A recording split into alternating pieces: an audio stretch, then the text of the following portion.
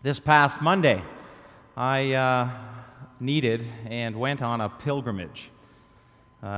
Just got in the car and started heading west with my camera out Highway 8, and about halfway out thought, I'm going to go visit the site of the first Christian church in southern Alberta, started 100 and some odd years ago, at the Our Lady of Peace Mission, which is Highway 8 out to 22, and then you head up 22 towards Cochrane, and then you take the first sort of road left, and it's a paved road, and then you turn into this gravel road, and about 5K in, you find this location of the mission.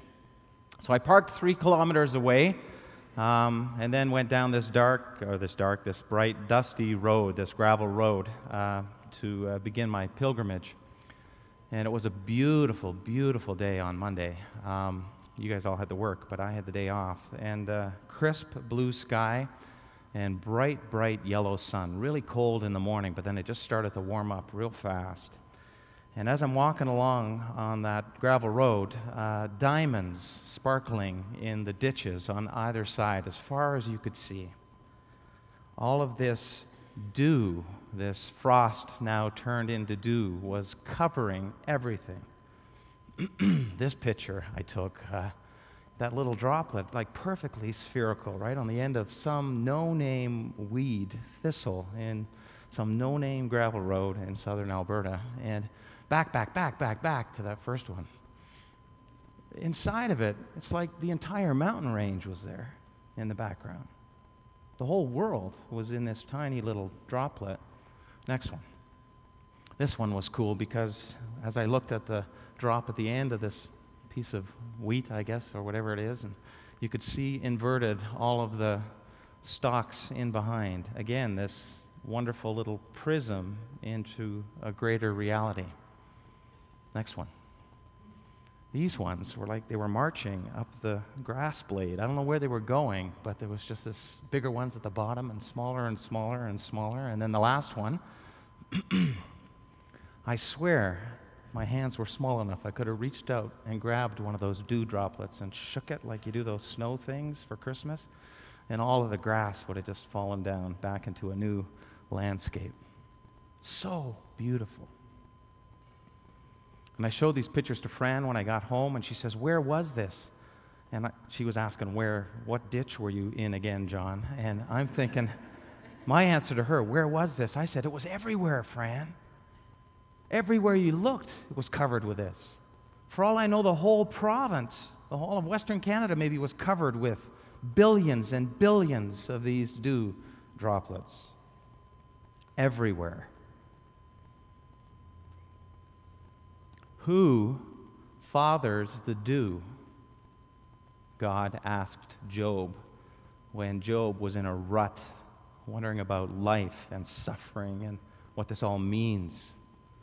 And God doesn't give him a cognitive A plus B equals C answer. God gives him himself through a question. Job, who fathers the dew? May God give you of heaven's dew and of earth's richness and abundance of grain and new wine.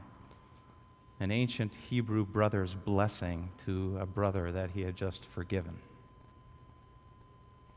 Listen, O heavens, and I will speak. Hear, O earth, the words of my mouth. Let my teaching fall like rain, and my words descend like dew, like showers on new grass, like abundant rain on tender plants. I will proclaim the name of the Lord. O praise the greatness of our God, said the prophet Moses. The dew was fathered by God. And the dew that morning was a lens through which to see him, a watery window into his providential presence and his abundantly giving and nurturing and satiating and watering love that he has for his world, his created natural world that he has for his world, you and I. If you're thirsty, Jesus said, come to me and drink. Have faith in me, and you will have life-giving water flowing from deep inside you. just as the Scriptures say. If you're hurt like Job was hurt, come to me. If you're, after 5 decades of this life going, like, where is this going, and what does this mean, and what time is it, and how does this matter? Come to me. If you're apathetic and you don't even know why you're listening and why you're here, but you're here, come to me. Madeleine L'Engle, in a book entitled Penguins and Golden Calves, which I read this week, talks a lot about icons, and she talks in her introduction about classic iconic paintings like the ones I mentioned earlier, and she describes them as saying something that cannot be said in words, that cannot even be said in the painting. They transcend our experience and point us to something larger and greater and more wonderful. Yes, they're an open window to God. Icons are not like similes. God is like the thing that this painting is pointing to. This is like that. It's more than that.